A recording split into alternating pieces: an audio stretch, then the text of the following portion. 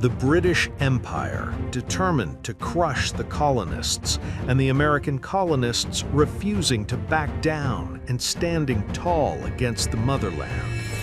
The rift between them grew deeper by the day, spiraling to a point of absolutely no return. With the colonists' declaration of war, the Revolutionary War finally erupted, marking the true beginning of American history. But here's the real question. How could a ragtag group of colonists with no real army possibly hope to defeat Britain, commanding the world's most powerful navy? Thus began the clash between an empire crossing an ocean to suppress its subjects and 13 colonies desperate for their independence. A war that soaked the continent in blood. Who would emerge victorious? Let's dive in and find out right now.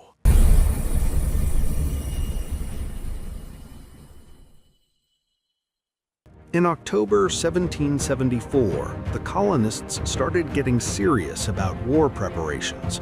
They convened the Massachusetts Provincial Congress in the town of Concord. But why choose Concord? It was strategic, close enough to Boston to monitor the situation, yet secluded enough to hide their activities from the British. The radicals who led the Boston Tea Party made a bold resolution at this Congress. To defend their lives, property, and liberty, they declared, "We must arm ourselves."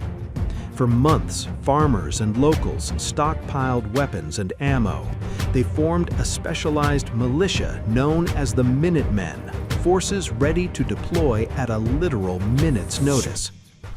Now, I know we tend to romanticize the idea of a militia and view it as something heroic. But in the context of Western military history, calling a group a militia isn't exactly high praise. Just slapping a helmet on someone and lining them up in a uniform doesn't make them a soldier. To be brutally honest, it basically translates to, that is not a real professional army. At the time, the American side managed to muster up about 18,000 of these militia members. At the time, Boston was occupied by the British regulars, better known as the Redcoats. We're talking about the single most well-oiled military machine in Europe. Their officers were battle-hardened veterans of the 7 Years' War, and as aristocrats, they carried themselves with immense pride and confidence. However, the British commander, General Thomas Gage, wasn't so sure. He calculated that his forces were stretched too thin and decided he couldn't make a move without reinforcements. But then intelligence came in. He received a tip that the militia was stockpiling a massive amount of ammunition in Concord. Gage realized if they organize an army and gather weapons, we are in deep trouble. Driven by this fear, he decided to launch a preemptive strike. And this decision sparked the battles of Lexington and Concord, the opening shots that signaled the beginning of the American Revolutionary War. On the night of April 18, 1775, General Gage dispatched a detachment of about 1,000 troops to Lexington. Now, at this point, Gage wasn't looking for a bloodbath. His plan was simply to shock the colonists and seize their illegal weapons without firing a shot. But why was he so obsessed with taking their guns? In the early days of colonization, Britain actually encouraged settlers to own guns. They needed them to survive against Native American attacks and wild animals. So, from the very moment they set foot on American soil, they were armed. It is often said that American history is the history of the gun. From the very beginning, firearms were deeply woven into the fabric of this society. But everything changed after the Boston Tea Party. As tensions skyrocketed, Britain did a complete 180. They realized, wait, armed colonists are a threat, and immediately banned the export of firearms and ammunition to America. That led to the move on Concord. The British stance was clear. Possessing these weapons is illegal. We are confiscating them now. To the colonists, this wasn't just about losing property. They saw it as a violation of their fundamental right to bear arms. Naturally, they fought back hard. This created a lasting belief. The only thing that stood between them and British tyranny was their guns. Even today, for many Americans, firearms represent the ultimate tool for self-preservation. Fast forward a bit, and this mindset solidified after independence. People feared that their new federal government might turn into another tyrant, just like Britain, and try to disarm them again. They decided they needed guns to check government power and defend their liberty. This led directly to the creation of the famous Second Amendment in the Constitution, enshrining the right to own weapons. It reads, "A well-regulated militia being necessary to the security of a free state, the right of the people to keep and bear arms shall not be infringed."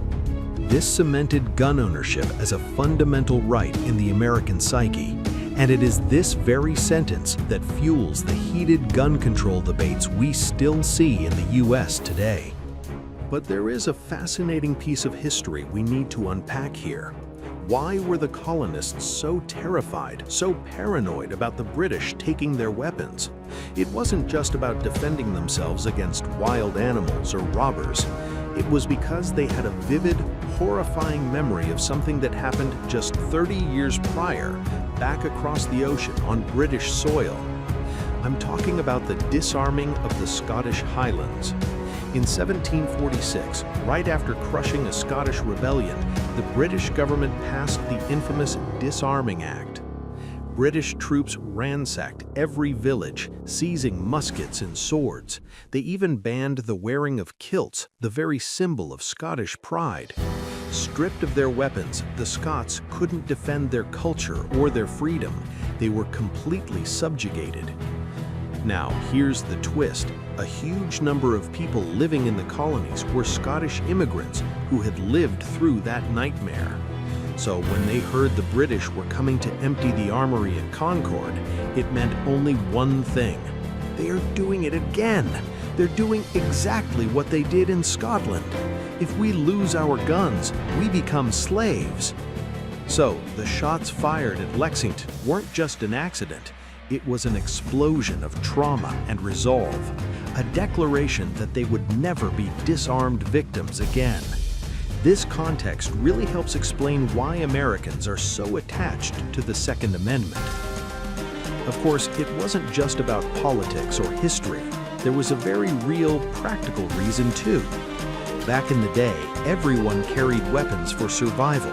But in places like Europe, as modern nations developed and police forces grew, a deal was made. The state will protect you now, so hand over your weapons. That's the standard path most European nations followed. But America, this land is just too vast. The police can't be everywhere. If you call for help, it might take 30 minutes or even more for them to arrive. So the mindset became, to protect my family and my home, I need a gun in my hand right now. Plus, since everyone else has a gun, including the bad guys, the logic sticks. You need to be armed to stand a fighting chance. So you have the historical fear of government tyranny on one side and the geographical reality of a vast frontier on the other. It's this perfect storm that keeps the gun control debate in America burning to this day. All right, let's rewind a bit and get back to the action at Lexington and Concord. The militia wasn't sleeping. They had their eyes glued to the British movements. As soon as the Redcoats mobilized, riders like the famous Paul Revere jumped on their horses. They galloped through the countryside, warning every village and farm that the regulars are coming. By the time the British arrived in Lexington the next morning, a few dozen militia members were already waiting for them at the Lexington Green. When the two sides met, the British took one look at this ragtag group of farmers and practically laughed. They sneered at them, expecting to just march right past without a fight. It looked like it might end in a stare down until, bang, a shot rang out from nowhere, and a militiaman hit the ground. That single bullet is what history remembers as the shot heard round the world. But here's the mystery. To this day, nobody honestly knows who pulled the trigger first. According to a militia member, the British Major Pitcairn rode up and screamed, "Disperse, ye rebels, disperse!" When the colonists stood their ground, they claim Pitcairn gave the order to fire. On the flip side, the British officers and soldiers swore up and down, "No, the militia fired at us first." We may never know the truth, but the result was instant chaos. A firefight erupted, leaving 8 militiamen dead and 10 wounded in the blink of an eye. The British didn't stop to apologize. They pressed their advantage and marched straight to Concord, where the real battle was about to begin. Here we see a clash of not just soldiers, but 2 completely different worlds of warfare. The British stuck to fighting in line formation.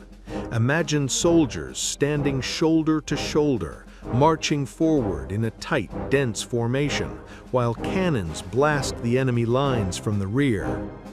Once they got within killing range, about 75 to 100 yards, they would stop, face the enemy, and unleash a synchronized volley of fire. Then, while the enemy was scrambling to reload, they would charge in with bayonets to finish the job. For a commander, it was a game of nerves. How many volleys do we fire? When do we charge? The key to victory wasn't hiding, it was discipline, keeping that formation tight and unbroken no matter what. The militia, they threw that rulebook out the window. They used guerrilla tactics. They hid behind barns, trees, rocks, and stone walls, sniping at the British from complete cover. The British, who were marching in their polite, open lines, didn't know what hit them. They were basically sitting ducks fighting against shadows, and they struggled big time. To make matters worse for the Redcoats, the militia had already scrubbed the place clean. They'd moved most of the ammo to a safe location hours ago. The British started a war to seize weapons that weren't even there. The entire mission had lost its purpose. With nothing left to take, the British commanders made the call. We are retreating back to Boston. But the walk back, that was a nightmare. It wasn't just a march, it was a gauntlet. Militia members were ambushing them from every tree, fence, and shadow along the road. By the time they finally limped back to Boston, the damage was severe. The British suffered 73 deaths and 174 injuries. Compare that to the militia, who lost 49 men and had 39 wounded. The British took nearly 3 times the casualties of the rebels.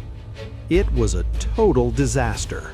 The British Army didn't just fail the mission, they were humiliated. They had tasted the bitter pill of defeat. The British Army, the so-called invincible force, was brought to its knees, completely humiliated by the militia's chaotic guerrilla tactics. But make no mistake, what you saw today was just the appetizer. The stage is now set for Boston. We are moving from skirmishes to full-scale bloody warfare, where armies clash head-on. And stepping into the eye of this storm is the man, the myth, the legend, George Washington. If you want to see who wins the fight for the soul of America, make sure to smash that subscribe button right now. This has been Flat Archive. Thanks for watching.